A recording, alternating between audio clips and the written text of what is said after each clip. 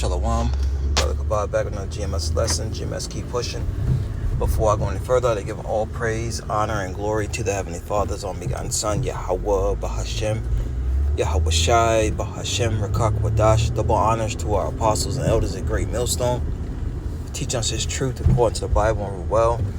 Shalom, now the sincere Akim throughout the four corners of the earth, pushing His truth through diligence and sincerity and in charity. And Shalom to all you sincere followers, believers of Yahweh Bashem Yahweh Shai, not just hearers of the word, but doers as well, you men, women, and children, and hopeful elect. Shalom. This lesson is going to be on fleeing from sin to the best of your ability. And it's a constant battle each and every day. The Lord wakes you up. Okay, it's a battle each and every day. This is Sirach 21, also known as Ecclesiasticus in the Apocrypha. It says, "My son, hast thou sinned?" And yes, we all sin. Okay? No one can keep the law perfectly. That's why we don't hang our hat here at Great Millstone on law. You know, we rehearse the righteous acts as it tells you in Judges the 5th chapter. Okay? Let's get that real quick. Matter of fact,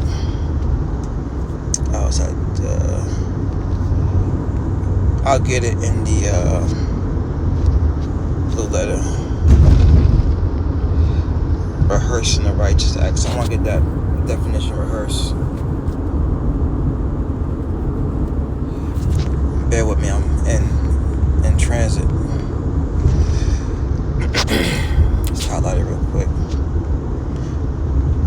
This is the book of Judges, chapter 5, verse 11 says, "They that are delivered from the archers in the places of drawing water, there shall they rehearse the righteous acts of the Lord, even the righteous acts towards the inhabitants of his villages in Israel.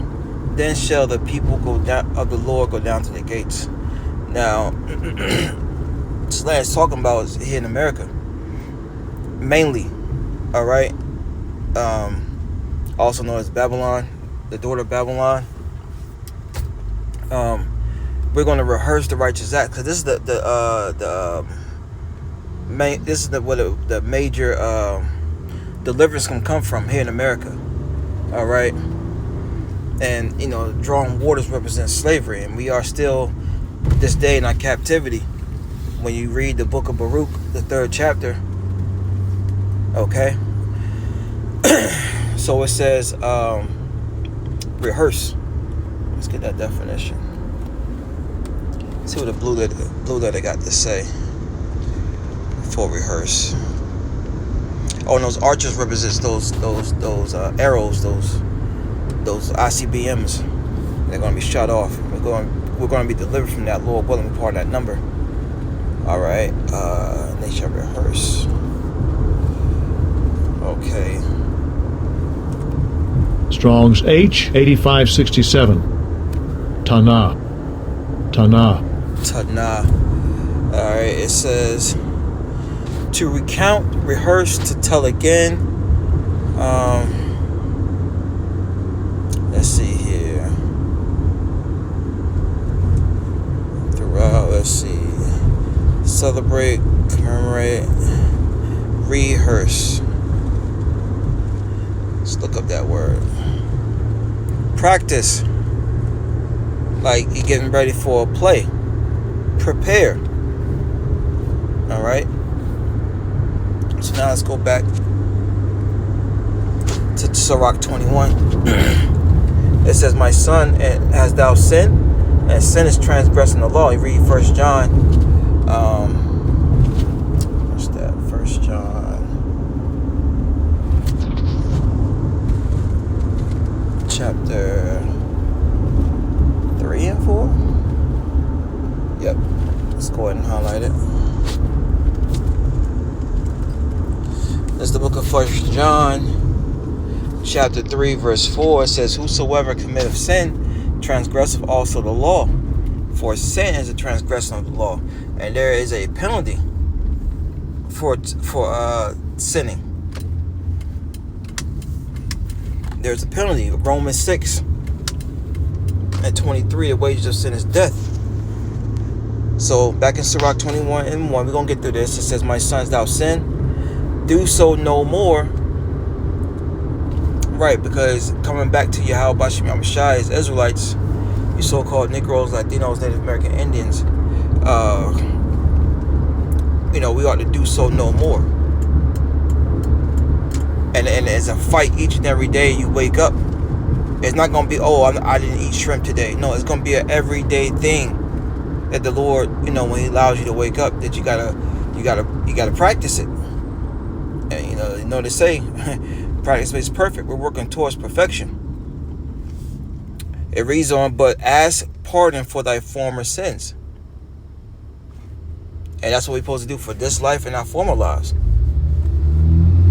The day of atonement comes to mind. Okay? And our people don't understand really what sin is. I'm just sitting here thinking, prior to this truth, you thought not giving a homeless person money was a bad thing. You thought running a red light was bad. Okay, just throwing examples out there. But the Lord said He would give us pastors, Jeremiah 3:15, according to His heart, which would feed us with the wisdom, knowledge, and understanding. And the water Yahweh Bashim Yahushai for those men. Okay, which we believe are the apostles and elders of Great Millstone. Here at GMS.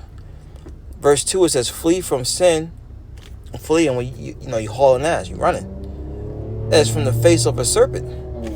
Another story that comes to mind is Joseph, our forefather Joseph, who fled when the adultery was knocking at his door to go off against Pharaoh's wife. He fled. And those things are pleasing in the eyes of the Lord. Very pleasing. We're living in a wicked and sinful generation where those things are applauded, awarded.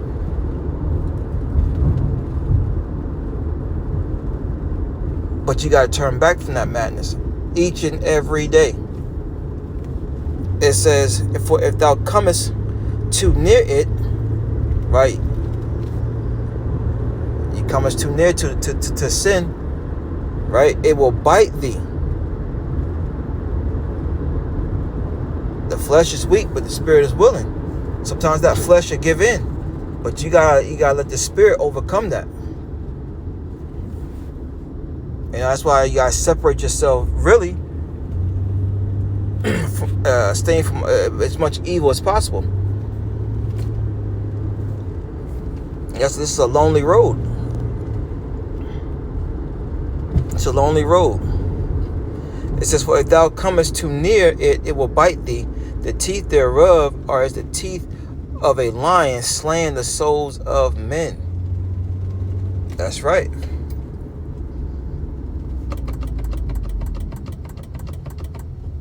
Give me 1 second. All right. I'll grab one more. I'm wrapping on up. Let's go to Sirach 5, I believe it is. Let's see here. Alright. Because then a lot of people say, well, if eating shrimp, pork, celebrating Christmas, all these things are wicked in the eyes of the Lord, why have not been punished for it? That's what a lot of people say. Sirach chapter 5 verse 4 say, not I have sinned, and what harm happened unto me? And that's the mindset of 2/3 of the nation of Israel. My grandma did this and that for 90 years, and she lived a full life. Right? That's what they say. Sirach 5 and 4 say, not I have sinned, and what harm happened unto me? For the Lord is long suffering. He will in no wise let thee go. That's right. So you may think you're getting off, but meanwhile, the Lord is going to eventually pay you a visit. is going to eventually pay you a visit, man. And these are things to consider as Israelites. Every day the Lord wakes you up, fleeing from sin to the best of your ability, rehearsing the righteous acts. You know, the Lord said his ways are not grievous. You don't have to go to the store and get a pack of pork chops. Okay? You can find an alternative meat. Goat, lamb. But anyways, I just want to touch on that. Lord willing, that's edifying. Giving all praise, honor, and glory to Heavenly Father's only begotten Son, Yahweh, Bahashim, Yahweh Shai, Bahashim, and Kakwadash. Double honors to our apostles, great millstone. Shalom.